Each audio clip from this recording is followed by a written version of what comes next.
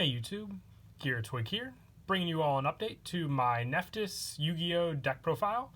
Been a while since I've done an update to the Nephthys deck. I became a huge fan of the deck after the release of Hidden Summoners, where we got new support in the form of ritual monsters that really did help to overpower the deck in a new way that I didn't really expect to happen, but I'm happy with the results. And like I said, it's been, I think, almost a year since the release of this deck, so I thought an update was due in total just to show everything that I've changed with the deck and the overall consistency that I'm very happy with it as well, making it one of the better ritual decks, I definitely say, for current day. Also, with just all the different play styles you can do with the deck, ritual wise, and all the different X-Deck monsters we have now, definitely did help to bump up the overall consistency of the deck. But enough talking, let's go ahead and jump right into the deck profile. So to start off, for the ritual monsters, I run 3 Cerulean Sacred Phoenix of Nephthys. With this one, you can ritual summon this card with Rebirth of Nephthys. You can only use each effect of the following Cerulean Phoenix of Nephthys once per turn. During your main phase, you can destroy Nephthys cards in your hand and or face up on the field, then destroy an equal number of monsters your opponent controls. And during your next standby phase, after this card was destroyed by battle or card effect and sent to the graveyard, you can special summon this card from the graveyard. So just like its original counterpart, Sacred Phoenix of Nephthys, this card allows itself to be revived back onto the field. Each standby phase, you can use the destruction effect to take out a good amount of your opponent's monsters. Also, destroying your own Nephthys cards will give you additional effects during the next standby phase, also for all the different ones we run. I just like to run 3 of this. It's searchable with plenty of cards in the deck, and just having multiples benefits the ritual card as well for the spell, which has extra effects when you use these cards for the ritual summon of another one, but we'll get to that when we talk about the spell cards. But definitely need 3 of this just so you have overall power, because your opponent can call by the grave this card, limiting you with the amount you can get on the field. So maxing it out at 3 means you'll at least see numbers to go into each game. For the other ritual monster, I run 3 Devotee of Nephthys. With this one, this card can be ritual summoned with Rebirth of Nephthys. You can only use each effect of Devotee of Nephthys once per turn. If this card is ritual summoned, you can activate this effect to special summon 1 Nephthys monster from your deck. Also, during the end phase of this turn, destroy this card. And if this card's in the graveyard, you can destroy 1 Nephthys card in your hand if you do special summon this card. So you can have the special summon of a good amount of your Nephthys monsters, the ones you run in the deck, just to get these cards out faster, since it's much easier to search out the ritual cards than using these cards to gain access to those other ones, meaning you can have the destruction effects of those cards like Sacred Phoenix, which definitely does help just for destroying a lot of your opponent's spell or cards. So you definitely want to get that card going with the graveyard for that play.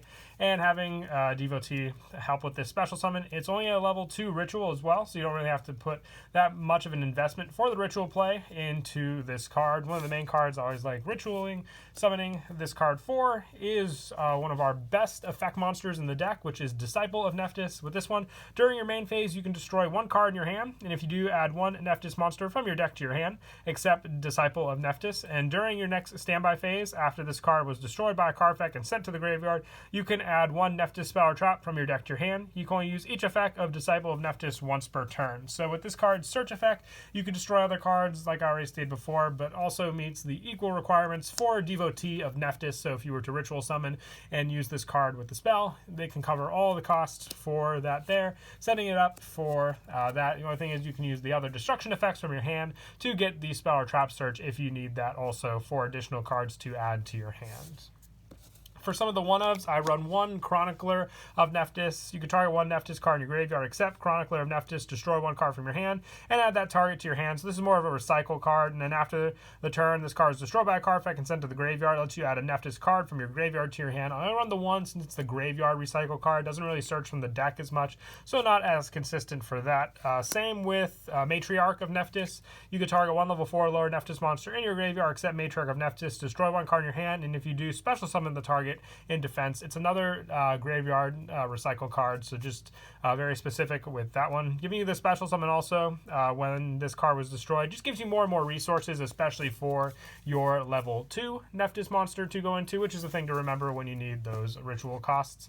Also, 1 Hand of Nephthys. This is one of the older Nephthys cards, but still very useful. You contribute this card and 1 other monster to special summon 1 Sacred Phoenix of Nephthys from your hand or deck. So just having that option definitely does come in handy as as well. And as the last of the one-ofs, the one Sacred Phoenix of Nephthys. I only run the one. It's, easily special summoned with plenty of cards we run in the deck, one of them being one of our main rituals to go into.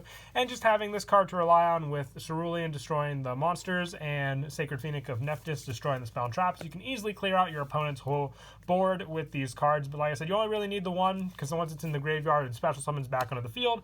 Once it's destroyed by another card effect, you can just keep reusing this effect, and the main effect to destroy it is Cerulean Sacred Phoenix of Nephthys, which will destroy your Nephthys cards, and then in return destroy your opponent's monsters. That's it for the Nephthys cards. For some additional monsters in the deck, I run the 3 amanju. For your normal summon, this one definitely does come in handy, giving you either the monster or the spell you may need for your play. So I definitely like to max this card out at 3 for that consistency. I still like running the incantation lineup. You have plenty of searches in the deck with 6 rituals and then the spells, and just the overall easy special summon you can do with these cards. So 2 incantation talismandra and 2 incantation candle. They're the best ones, giving you the spell and trap search. Going off of the one-ups for the graveyard play is just the 1 pencil plume and the 1 bookstone. They all work together great for the special summon reveal special. It limits your extra deck plays, so you want to ritual summon with them as quickly as you can. But once you get your search, and with all the other search cards we run in the deck, it's very easy to get them off the field and into the graveyard, so then you can ritual summon, or not ritual summon, summon monsters from the extra deck. You can easily ritual summon with these cards, because that's not an extra deck play, and it's their main purpose as well. But I definitely do like what they add to the deck for their overall consistency with these numbers here. And lastly, for the monster spot, just 3 Ash Blossom Hand Trap spot. This can be Ghost Ogre or Effect Veiler if you're not a big fan of Ash Blossom for the main. It mostly stops your opponent's searches. Effect Veiler and Ghost Ogre can stop your opponent's monsters when they activate effects. It's completely up to the player for this last spot in the deck. But I like it. Just those shutdown plays can really make or break a lot of the decks we see nowadays. And that's it for the monsters. We do run a pretty high monster count, but it all runs pretty well together with, like I said, a good amount of them being searchable for the plays, and then the other ones being able to be special summoned, other ones giving you more searches for your spell and traps, and other ones special summoning and searching. They all add a little bit of something to the deck that you definitely need for your ritual plays, giving you enough resources to use for them also.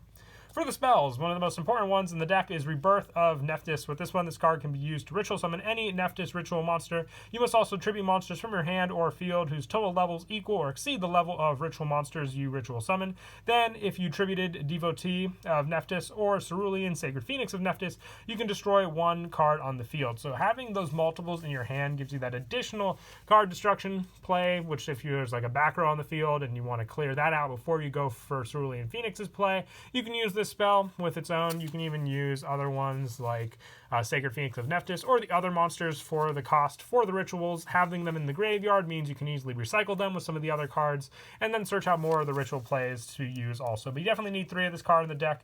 Other cards can search it, so you'll easily have it access to your hand, including Manju and some of the other spells that we run, including Preparation of Rites, which this one you add 1 level 7 or lower ritual monster from your deck to your hand, then you can add 1 ritual spell from your graveyard to your hand. So if you use Cerulean Phoenix of Nephthys early on, have this in the graveyard, it gives you your search to add it back to your hand. You can only search Devotee with Preparation, but still very, very good, since you always want to have that search available to have a monster to add to your hand. If you open up a Devotee and then the Preparation, just being able to add a second one gives you that destruction effect, which I just spoke of also. And I also run 3 Preparation of Rites. What's so cool about this card in the deck is that the fact that it adds a ritual spell from your deck to your hand, so it'll search Rebirth of Nephthys, and then you can add 1 ritual monster from your deck or graveyard to your hand whose name is listed on that ritual spell. Now, it's not normally listed on this card as the ritual requirements, but it is listed as the tributed card, so it still counts as the searchable card with pre-Preparation of Rites, which works great because then you can search out either of the 2 Nephthys ritual monsters we have in the deck. So very, very handy with that as well. And I also run 3 Call by the Grave, just being able to stop your opponent's hand traps. Ash Blossom, especially against this deck, which can stop a special summon from the deck, definitely does help to stop it with Call by the Grave. So I like to main deck 3 of this card.